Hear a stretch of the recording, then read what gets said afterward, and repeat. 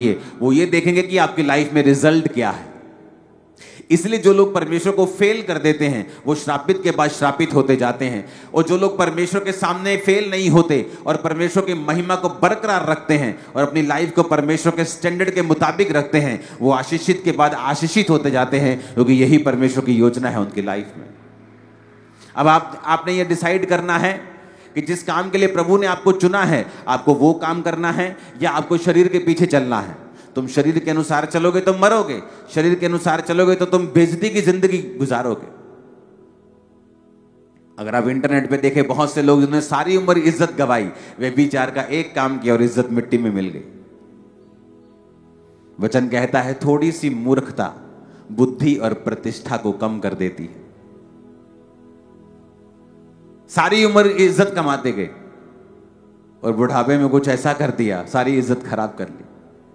क्योंकि बाइबल कहती है जहां व्यभिचार होगा वहां नाम धराई होगी।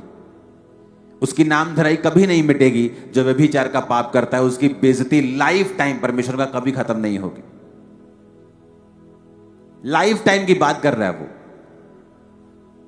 दाऊद ने पाप किया, उसका असर माफी के बाद भी उसके मरते दम तक रहा। मरते दम तक उसके बच्चे आपस में लड़ते रहे, क्योंकि यह उस तलवार का नतीजा था जो उसने हित्ती उरिया के ऊपर चलवाई थी।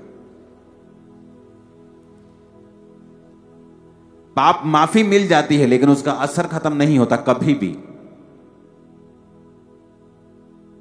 जिस व्यक्ति के साथ आप व्यभिचार करते हैं, आपके मरने तक आपको माफी मिल भी जाए, लेकिन मरने तक जो स्पिरिट उस व्यक्ति, उस औरत या उस भाई में थी, वो आपके अंदर रहती है और आपके मरते दम तक रहती है। याद रखना, चाहे आप 40 रोजे 40 बार भी रख लें, वो खत्म नहीं होगी।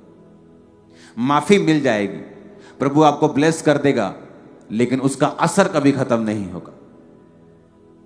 इसलिए परमेश्वर ने कहा तुम बाकी जितने व्यभिचार करते हो शरीर से बाहर है, लेकिन व्यभिचार जो करते हो वो शरीर के अंदर है, बाकी पाप शरीर से बाहर है। व्यभिचार करने वाला अपने ही शरीर के विरुद्ध पाप करता है। और सोचो आप किस काम के लिए बुलाए गए हो, वो काम कभी पूरा नहीं होगा। इमेजिन करो जो शर्मिंदगी फलिस्तियों को मिलती थी सैमसन की लाइफ से, पकड़ने के लिए आते थे, मार खा के जाते थे।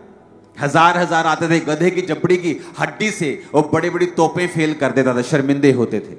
लेकिन जैसे ही उसने खुद गलती की और व्यभिचार में गया और परमेश्वर का आत्मा चला गया, अब वही दुश्मन उसको शर्मिंदा करने लगे।